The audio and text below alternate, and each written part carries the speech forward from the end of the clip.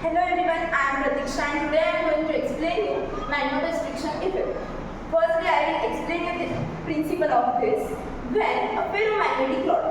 Firstly, I will explain you what is ferromagnet. The material which are strongly attracted to the magnetic field, they are called as ferromagnetic material. Then principle, when a ferromagnetic rod like iron or nickel is placed in magnetic field, each parallel to its length, the rod experiences small change in its length. The change is called as magnetostriction effect. Okay. Here is the rod, applied magnetic field, the magnets and change in length.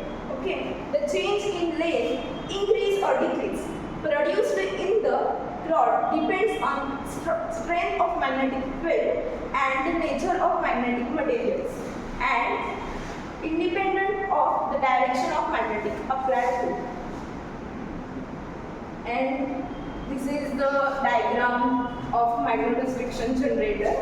Here is rod, ferromagnetic rod. L1 is wounded right side, and here is a variable capacitor, and L2 is wounded left side of this, and here is high tension voltage and ultrasonic waves. We will see working of this. X bar is the rod of ferromagnetic material like iron or nickel. The rod is crammed in the middle. The alternating magnetic field is generated by the electronic oscillator. The coil L1 wound on the right hand portion of the rod along with variable capacitor C. And this forms the resonant circuit of the collected tuned oscillator. The frequency of oscillator is controlled by variable capacitor. Okay.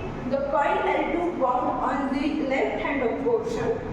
Rod is connected to the base circuit. The coil L2 acts as a feedback loop.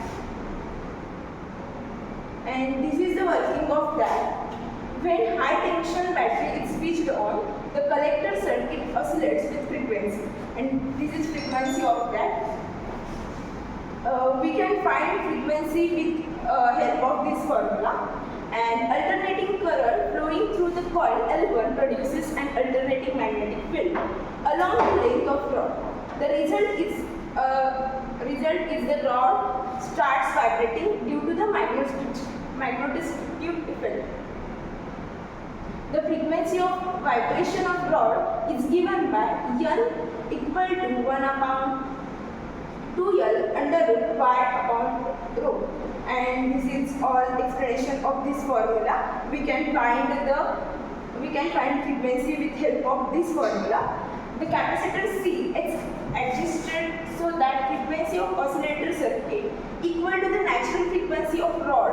Thus, resonance takes place. This is most important thing in this. Now a rod vibrates longitudinally with maximum amplitude and generates ultrasonic waves of high frequency from its end. And we will see the advantages and disadvantages of this. The design of this oscillator is very simple and production is very low. That's why it can be usable. So this is advantages of this. And at low ultrasonic frequencies, the large power output can be produced without the risk of damage and oscillatory circuit. Means here we will see the risk because of that. And we will see the advantages of this. The design of this oscillator is very simple and production cost is very low. We can use this.